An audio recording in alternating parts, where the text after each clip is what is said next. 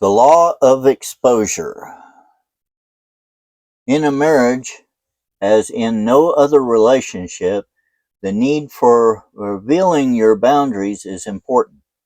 Passive boundaries, such as withdrawal, triangulation, um, pouting, affairs, and passive aggressive behavior, are extremely destructive to a relationship. Passive ways of showing people that they do not have control over you never leads to intimacy. They never educate the other on who you really are. They only estrange. Boundaries need to be communicated first verbally and then with actions. They need to be clear and unapologetic.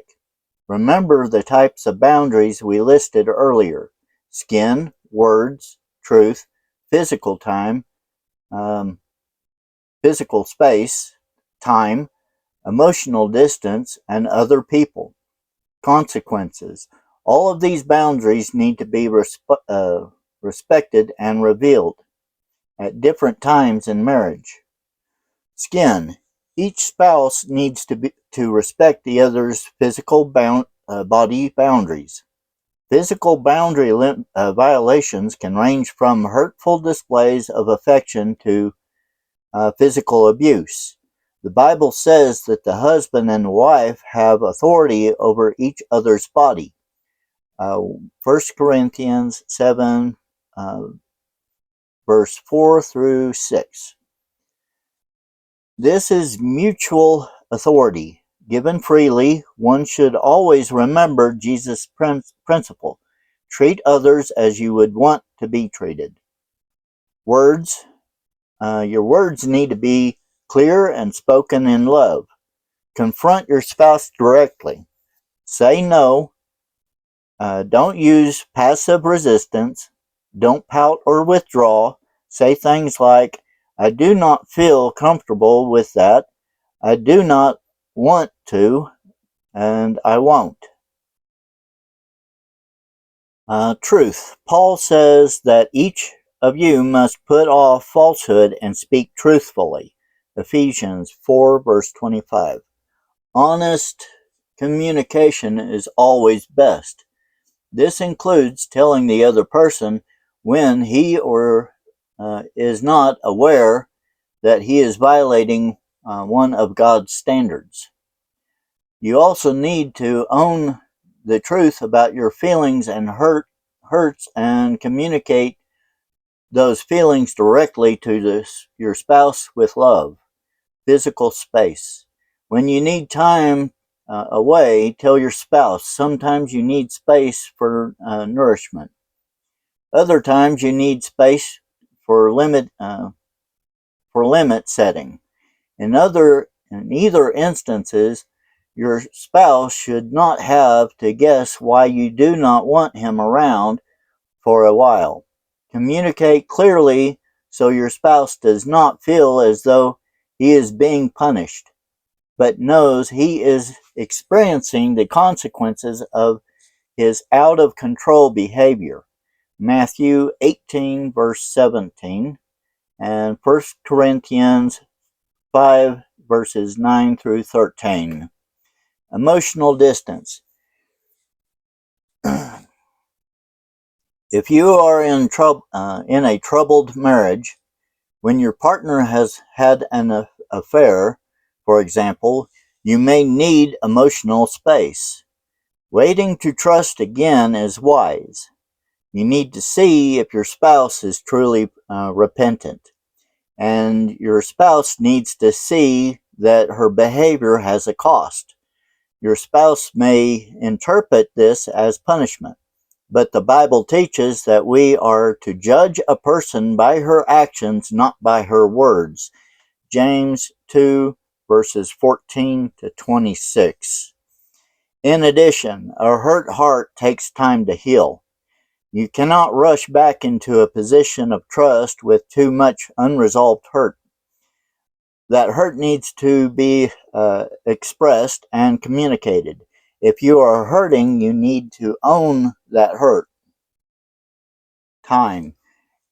Each spouse needs time apart from the relationship, not just for limit setting. We are pointed out, as we pointed out above, but for self nourishment. The Proverbs 31 wife has a life of her own. She is out doing many things. The same is true of her husband. They have their own time for doing what they like and for seeing their own friends. Many couples have trouble with this aspect of marriage. They feel abandoned when their spouse wants time apart. In reality, the spouse needs time apart. The spouses need time apart, which makes them realize they need to be back together.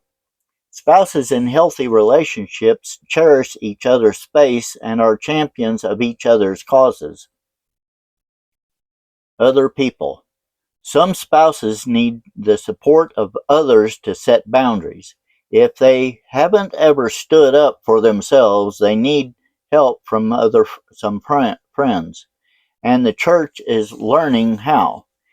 If you are too weak to set and enforce boundaries, get help with support from supporters outside your marriage. Do not, however, seek support from someone of the opposite sex that could lead to an affair. Get help from other people within relationships that have built-in boundaries, such as counselors or support groups. Consequences. Communicate consequences clearly and enforce them firmly as you have said you would. Spelling out consequences in advance and enforcing them gives your spouse a choice about whether or not he or she wants the consequences to happen. Because people have control over their own behavior, they have control over the consequences of that behavior. But that doesn't sound submissive.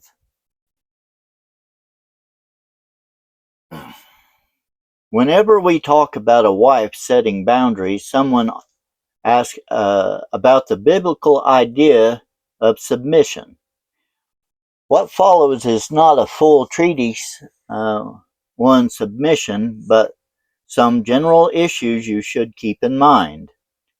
First, both husbands and wives are responsible to practice submission, not just wives. Submit to one another out of reverence for Christ. Ephesians 5 verse 21. Submission is always the free choice of one party to another. Wives choose to submit to their husbands, and husbands choose to submit to their wives. Christ's relationship with the church is a picture of how a husband and wife should relate. Now, as the church submits to Christ, so also wives should submit to their husbands in everything. Husbands, love your wives just as Christ loved the church and gave himself up for her to make her holy, cleansing her by the washing with water through the word and and to present her to himself as a radiant church, without stain or wrinkle or any other blemish, but holy and blameless. Ephesians 5:24 through 27. Whenever submission issues are raised, the first question that needs to be asked is, what is the nature of the marital relationship? Is the husband relationship with the wife similar to Christ's relationship with the church? Does she have free choice, or is she a slave under the law? Many marital problems arise when a husband tries to keep his wife under the law, and she feels all the emotions the Bible promises the law will bring: wrath, guilt, insecurity, and alienation. Romans 4 verse 15, James 2 verse 10, and Galatians 5 verse 4. Freedom is one issue that needs to be examined. Grace is another. Is the husband's relationship with his wife full of grace and unconditional love? Is she in a position of no condemnation, as the church is, Romans 8, verse 1? Or does her husband fail to wash her of all guilt? Usually husbands who quote Ephesians 5 turn their wives into slaves and condemn them for not submitting. If she incurs wrath or condemnation for not submitting, she and her husband do not have a grace-filled Christian marriage. They have a marriage under law. Often in these situations, the husband is trying to get his wife to do something that is either hurtful or takes her away her will. Both of these actions are sins against himself. Husbands ought to love their wives as their own bodies. He who loves his wife loves himself. After all, no one ever hated their own body, but they feed and care for their body just as Christ does the church. Ephesians 5, verse 28 to 29. Given this, the idea of slave-like submission is impossible to hold. Christ never takes away our will or asks us to do something hurtful. He never pushes us past our limits. He never uses us as objects. Christ gave himself up for us. He takes care of us as he would his own body. We have never seen a submission problem that did not have a controlling husband at its root. When the wife begins to set clear boundaries, the lack of Christian likeness in a controlling husband becomes evident because his wife is no longer enabling his immature behavior. She is confronting the truth and setting biblical limits on hurtful behavior. Often, when the wife sets boundaries, the husband begins to grow up. A question of balance. I can't get him to spend any time with me. All he wants to do is go with his friends to sporting events. He never wants to see me, Meredith complained. What do you say to that? I asked her husband. That's not true at all, Paul replied.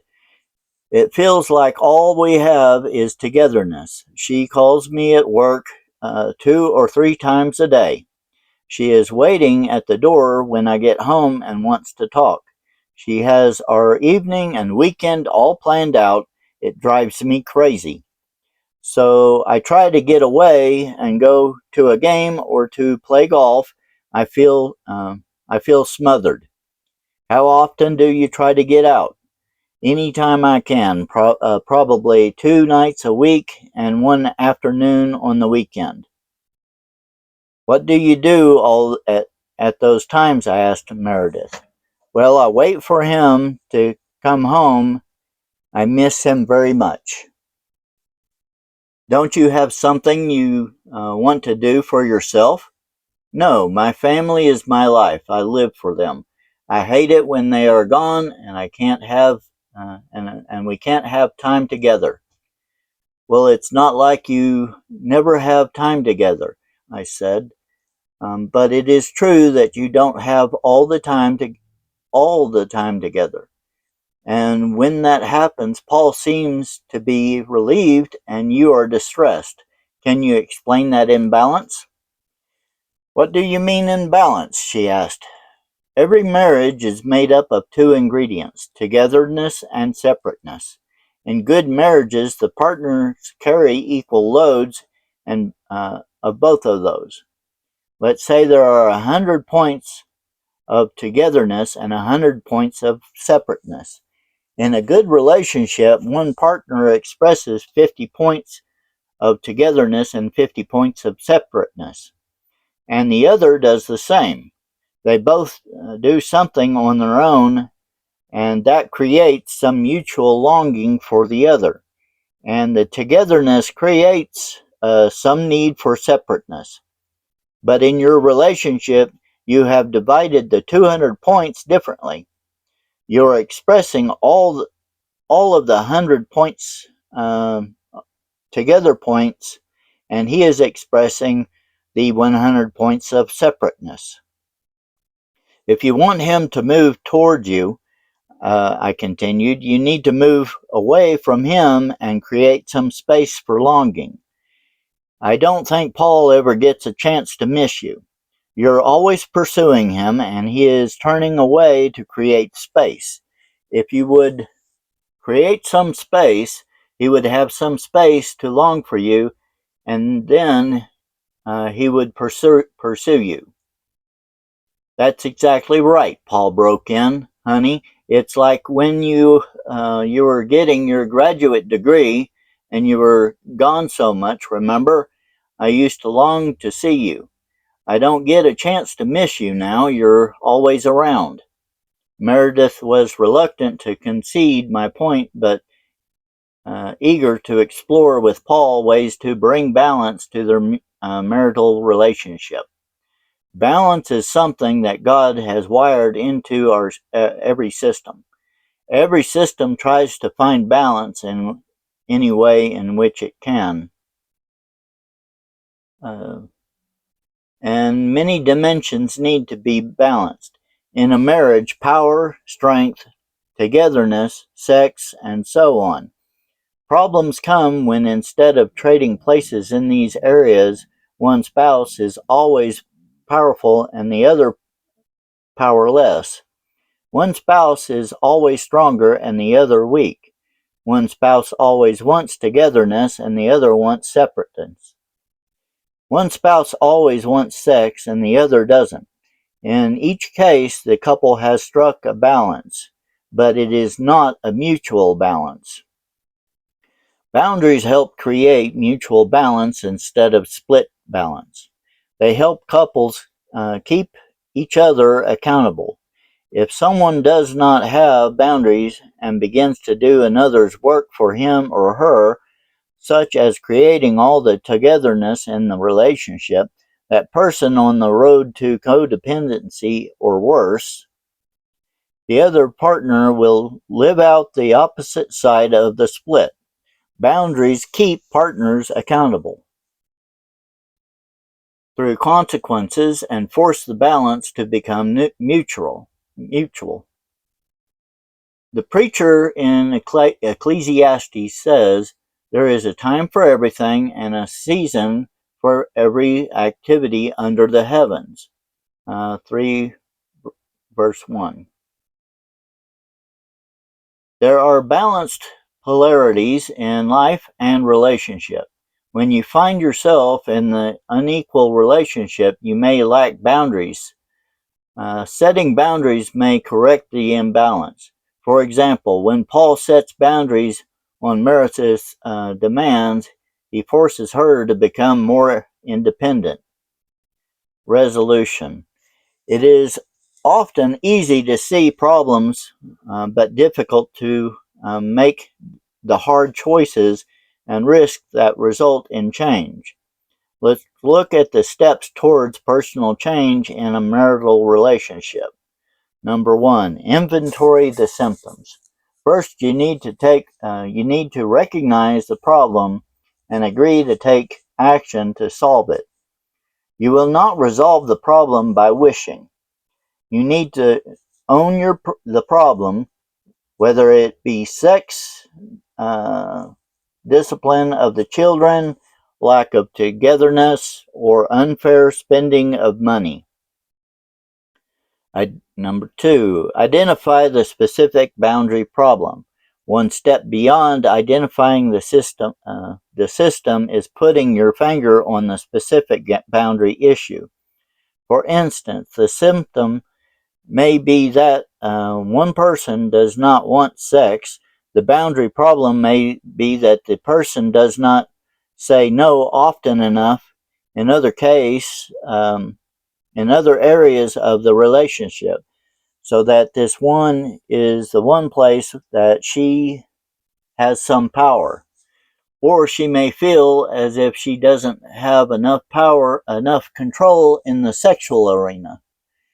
She may feel powerless. She may feel that her choices are not honored. Number 3, find the origins of the conflict. This is probably not the first relationship in which this boundary issue has arisen. You probably learned this to relate this way in a significant relationship in the family in which you grew up. Certain fears that were developed in that relationship are still operative. You need to name these original issues. You may need to stop confusing your parents with your spouse. No other relationship repeats parental conflicts more often than the marriage relationship.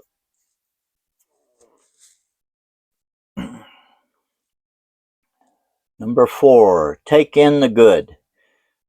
This step involves establishing a support system. Remember, boundaries are not built in a vacuum. We need bonding and support before we build boundaries. The fear of abandonment keeps many people from setting boundaries in the first place.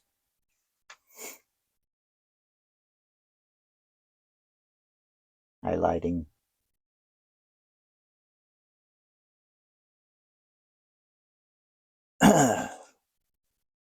For this reason, establish a support system that will encourage boundary setting in your marriage. This may be a codependency group, Al-Anon, a therapist, a marriage counselor, or a pastor. Do not set boundaries alone. You have not set boundaries because you are afraid. The only way out is through support. Though one may be overpowered, two can defend themselves. A cord of 3 strands is not quickly broken. Ecclesiastes 4 verse 12. Boundaries are like muscles. They need to be built up in a safe support system and allowed to grow.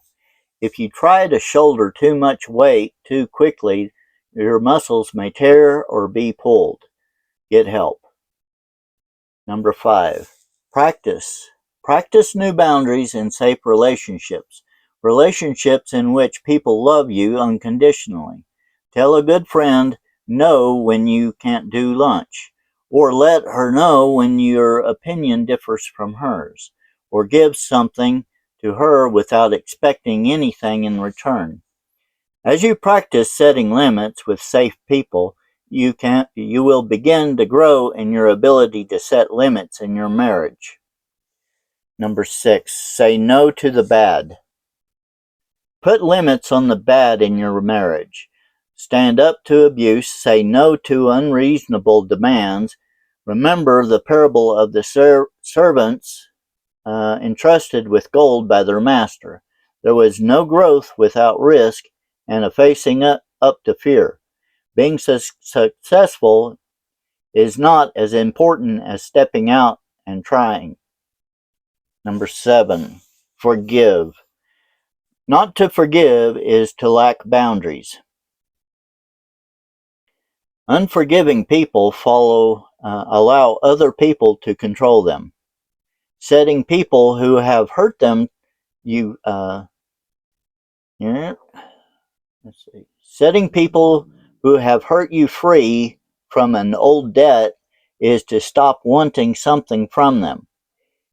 It sets you free as well. Forgiving can lead to proactive behavior in the present instead of passive wishes from the past. Number 8, become proactive. Instead of allowing someone else to be in control, figure out what you want to do. Set your course and stick to it. Decide what your limits are, what you will allow yourself to be a party to, and what you will not allow, no longer tolerate. And what consequences you will set. Define yourself proactively, and you will be ready to maintain your boundaries when the time comes. Learn to love in freedom and responsibility. Remember the goal of boundaries, love coming out of freedom.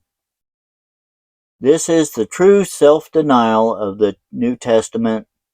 When you are in control of yourself, you can give and sacrifice for loved ones in a helpful way instead of giving in to destructive behavior and self-centeredness. This kind of freedom allows one to give in a way that leads to fruit. Remember, greater love has no one than this, to lay down one's life for one's friend. John 15, verse 13. This is to live up to the law of Christ, to serve one another, but this must be done out of freedom, not boundaryless compliance. Setting and receiving firm boundaries with your spouse can lead to much greater intimacy, but you not only need to address boundaries with your spouse, you need to address boundaries with your children, and it's never too late to start.